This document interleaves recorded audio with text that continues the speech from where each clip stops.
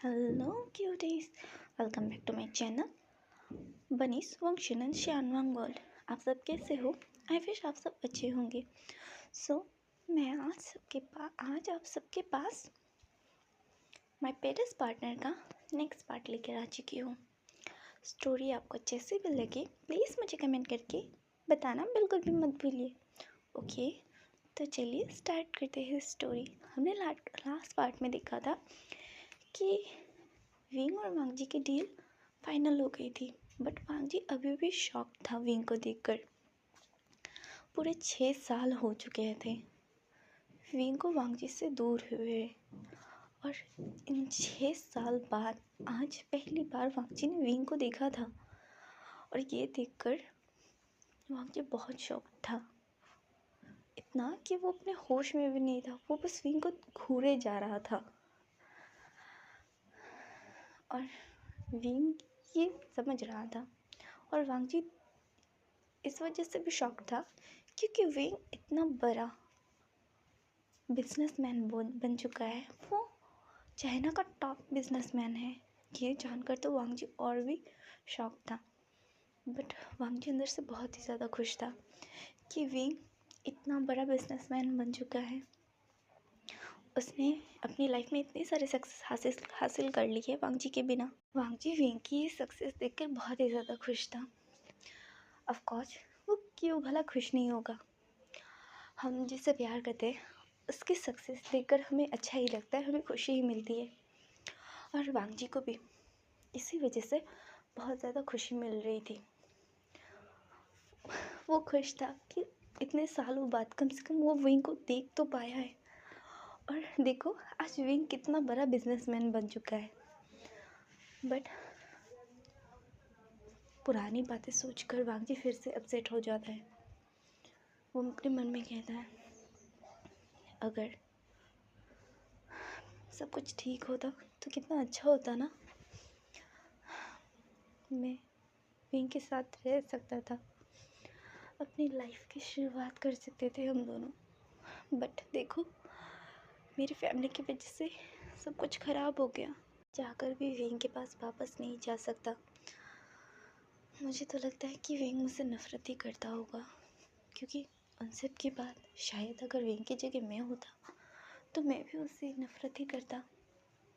मैंने उसे कितना ज़्यादा हर्ट किया था, मैंने उसकी इंसल्ट की थी कितनी ज़्यादा। वांगजी बस ये सब बातें बस अपने मन में सोचे जा रहा था और विंग को देख रहा था। तभी विंग वहाँ से उठ जाता है और कहता है, ठीक है मिस्टर लैन, हमें आपकी डील बहुत हमें आपकी कॉस्मेटिक चीज़ें बहुत ही ज़्यादा अच्छी लगी और ये डील फाइनल है।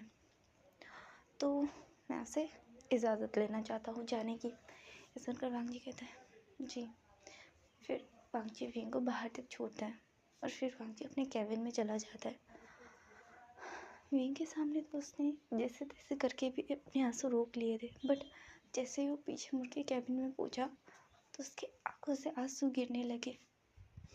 बहुत ही ज़्यादा आंसू गिर रहे थे उसकी आंखों से। जो उसके मन में जो दर्द है वो बता सकते थे कि वांगजी को कितना हर्ट हो रहा है, वांगजी को कितना दर्द हो रहा है।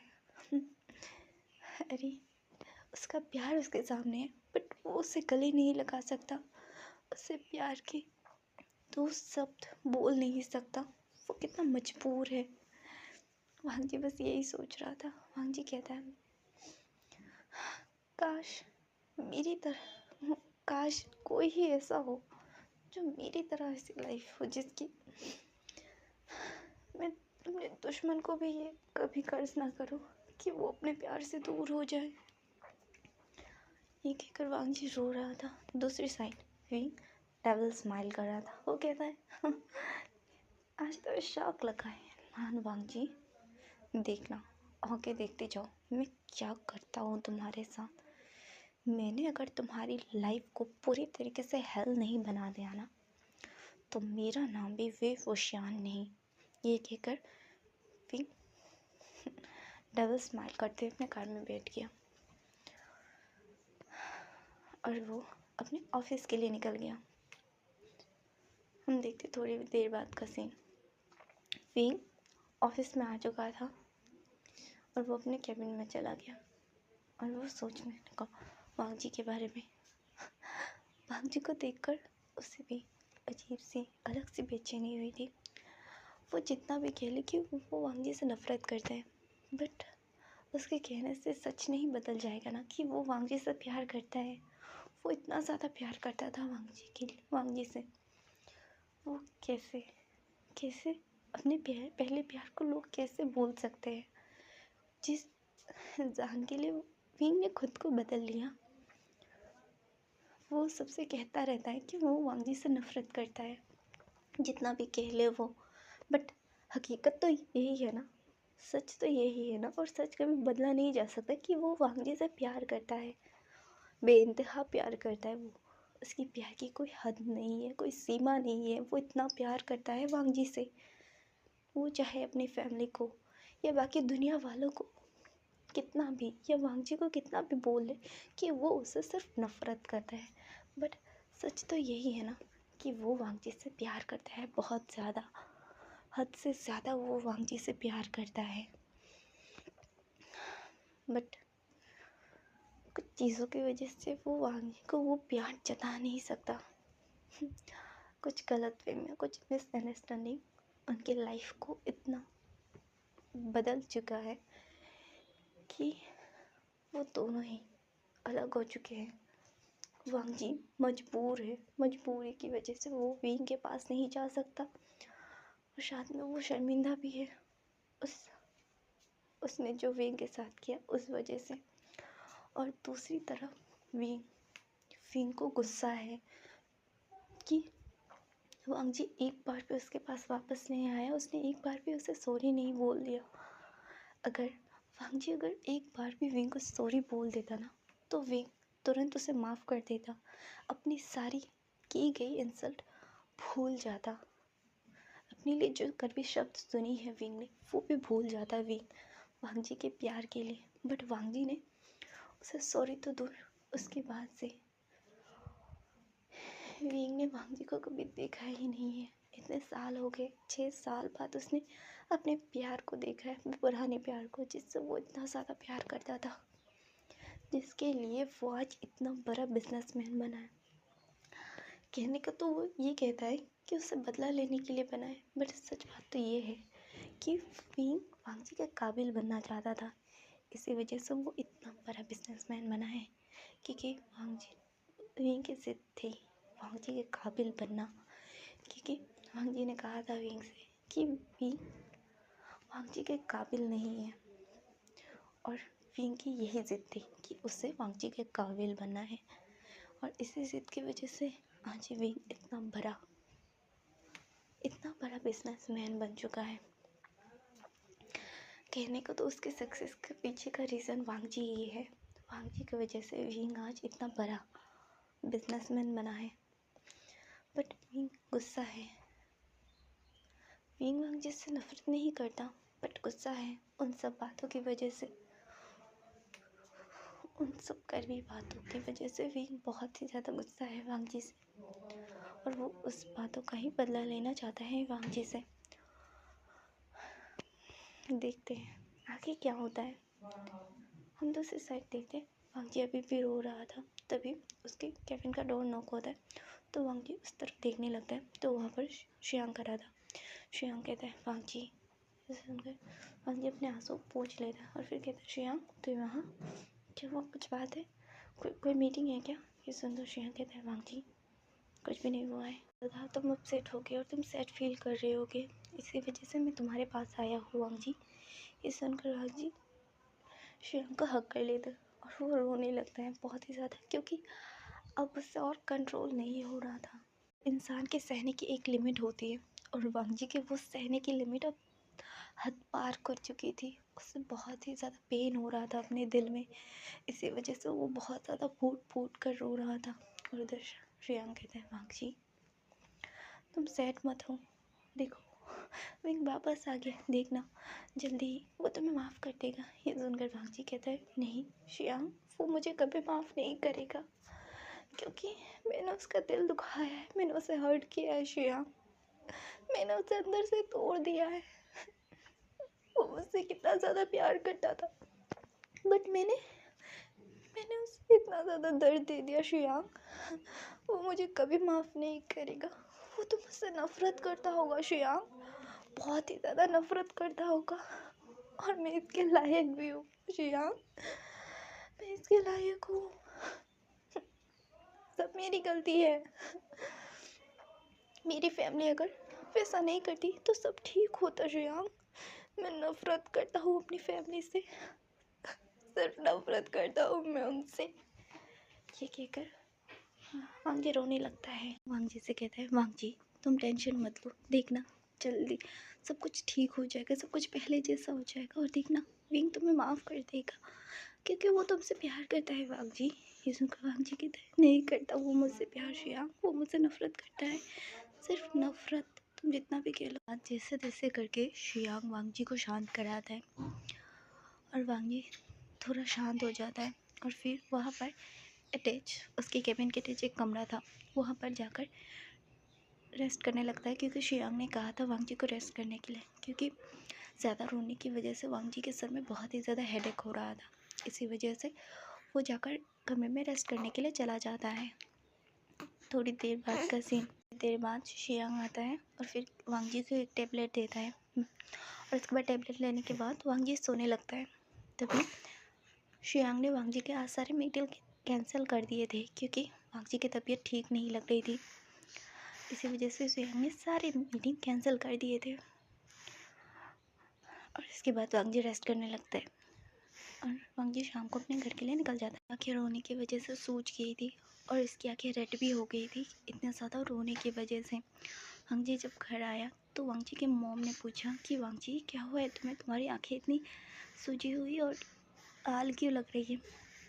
वांग जी ने उनके सवाल का कोई भी जवाब नहीं दिया और वह सीधा अपने कमरे की तरफ चला गया, और कमरे में जाकर वो शावर लेने के लिए चला गया, क्योंकि उसे शावर लेना था ताकि वो थोड़ा सा फ्रेश हो सके, फ्रेश फील कर सके।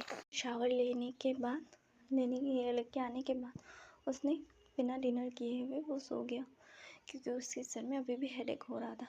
हाँ, बट पहले जैसा नहीं हो रहा था, बट अभी भी हो रहा था। इसी वजह से वांग जी आकर बिना कुछ खाए हुए सो गया। उसकी मोमो से उठाने के लिए आई थी, पर उन्होंने देखा कि वांग जी सो रहा है तो उन्होंने उसे उठाया भी नहीं और वांग जी सो गया। दूसरी साइड विंग का सीन देखते हैं। वहाँ से ऑफिस आया था और ऑफिस आने के बाद उसने अपनी सारी मीटिंग्स अटेंड की थी, और अटेंड करने के बाद वो सारी मीटिंग्स ख़त्म करता है और उसके बाद वो अपने घर आ गया था। विंग घर आता है और वो अपनी मॉम को बुलाने लगता है, मम्मा जल्दी आओ, मुझे भूख लगी है, मुझे खाना दो। फिर उसके बाद संगर विंग के मॉम यानी कांगजसरीन कहती है, पहले जाकर फ्रेश तो हो जाओ फिर आके खाना खाना। तुम ऐसे ही खाना खाओगे क्या? फिर विंग कहता है, हाँ हाँ मैं जा रहा हूँ फ्रेश होने मम्मा, बट आके मुझे खाना चाहिए, मुझे बहुत ज़्यादा भूख लगी है। ये सुनकर विंग की मॉम हंसने लगती है। वो खाने के लिए मीट को बोलती है और फिर वो खुद भी जाती है और खाने की तैयारी करने लगती है। थोड़ी देर बाद सब लोग आ गए थे और सब लोग डिनर करने के लिए बैठ जाते हैं। विंग भी तब तक फ्रेश होकर आ चुका था और विंग कहता है, मम्मा जल्दी करो, मुझे अपने हाथों से खिलाओ। फिर मिस्टर वीचांग से कहते हैं, हाँ हाँ बस तुम अपने बेटे से प्यार जताओ, हम तो कुछ है ही नहीं। ये सुनकर सब लोग हंसने लगते हैं। फिर कहते हैं, वो मेरी मम्मा है। ये सुनकर विंग के डैड कहते हैं, हाँ वो मेरी भी वाइफ है। ये सुनकर विंग के मॉम कहती है, हाँ बस करो तुम दोनों बच्चों की तरह लड़ना, मैं अपने बच्चे से बहुत ज़्यादा प्यार करती हूँ, आपसे भी ज़्यादा। ये सुनकर वीचांग से कहते हैं, हाँ मेरी तो कोई वैल्यू ही नहीं है, मुझसे तो कोई प्यार ही नहीं करता। ये सुनकर विंग हंसने लगता है और विंग कहता है, नहीं डैड आप हमारे लिए सबसे खास हो, हम सब आपसे बहुत प्यार करते हैं। ये सुनकर जियांग भी मैं कहते हैं, हाँ भाई हम सब लोग आपसे बहुत प्यार करते हैं गगा। ये सुनकर वीचांग से कहते हैं, हाँ हाँ मुझे पता है, अब मुझे रुलाओगे क्या, इतनी सेंटिव बातें मत करो तुम लोग और चुपचाप डिनर करो। ये सुनकर सब लोग साइन करने लगते हैं और सब लोग एक साथ बैठकर डिनर करने लगते हैं। और फिर सब लोग डिनर करने के बाद सब लोग अपने अपने रूम में सोने के लिए चले जाते हैं। इधर हम वहीं का सीन देते हैं। विंग अपने रूम में आता है और आकर वो उसके पास वांगजी की एक पिक थी, वो उसे निकालता है और उसे देखने लगता है। और फिर विंग अपने मन में कहता है, तुम अभी तक नहीं बदले, बट हाँ तुम अभी बहुत ही ज़्यादा खूबसूरत हो चुके हो। ये कहकर विंग स्माइल करने लगता है और विंग कहता है, तुमने कहा था ना कि मैं तुम्हारे लायक नहीं हूँ, देखो अब मैं तुम्हारे लायक बन चुका हूँ वांगजी। हाँ अब देखता हूँ कि तुम मुझसे कैसे दूर भागते हो। मैं तुमसे बदला लेकर रहूँगा। और तुमने कहा था ना तुम मुझसे कभी शादी नहीं करोगे, देखना तुम्हें मैं अपनी वाइफ बनाकर रहूँगा, देख लेना तुम। ये कहकर फिर डेविल से स्माइल करता है और कहता है, अब वांगजी तुम हेल में जाओगे, हेल में जाओगे, मेरे पास आकर तुम्हें हेल से कम दर्द नहीं मिलेगा, उससे कई गुना ज़्यादा दर्द तुम्हें मेरे पास आने से मिलेगा, जितना तुम्हें हेल में जाने पर भी दर्द नहीं होगा वांगजी। ये कहकर वांगजी विंग स्माइल करने लगता है और फिर वांगजी की उस पिक को किस करता है और फिर सो जाता है। दूसरे दिन वांगजी का सीन देखते हैं, वांगजी उठता है और फिर फ्रेश होता है और फ्रेश होने के बाद नीचे आता है। नीचे आने पर इसकी मॉम उसे ब्रेकफास्ट देती है और वो ब्रेकफास्ट करने लगता है। वांगजी को बहुत ज़्यादा भूख लगी थी क्योंकि उसने रात को कुछ नहीं खाया था और दिन में भी कुछ नहीं खाया था, लंच भी नहीं किया था उसने।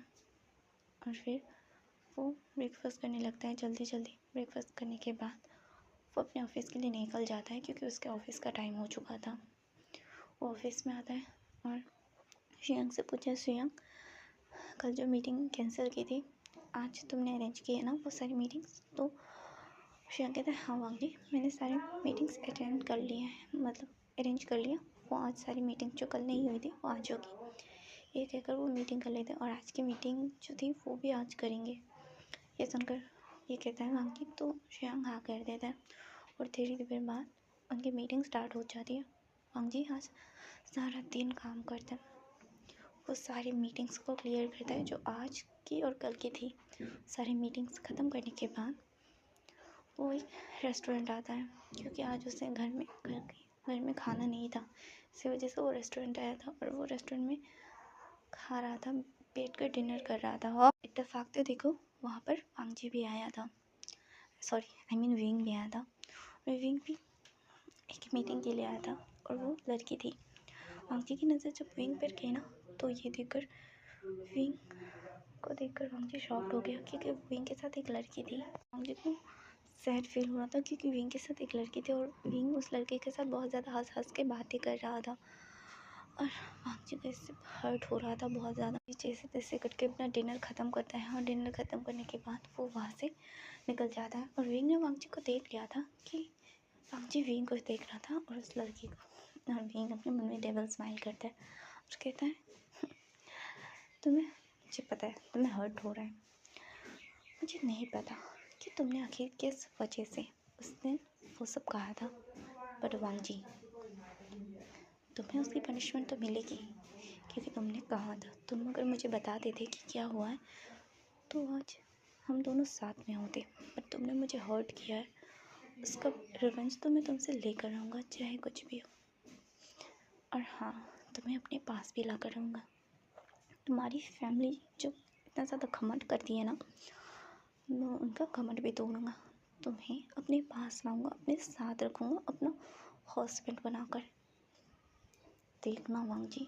ये कहकर विंग अपने मन में डबल स्माइल करने लगता है और फिर उस लड़की के साथ वो अपना डिनर फिनिश करता है। अपना मीटिंग फिनिश करने के बाद वो भी घर आ जाता है और वांगजी भी घर आ गया था। वांगजी घर आने के बाद बहुत ही ज़्यादा रो रहा था अपने कमरे में जाकर और फिर वांगजी कहता है, ये सब तो होना ही था, वो कब तक मेरा इंतज़ार करता, और वैसे भी अब तो वो मुझसे नफ़रत करता है ना। वांगजी कहते हैं वो शायद विंग की गर्लफ्रेंड होगी, वो दोनों कितने ज़्यादा हंस हंस के बात कर रहे थे। आई थिंक विंग खुश है उसके साथ, मैं भी खुश हूँ कि विंग खुश है।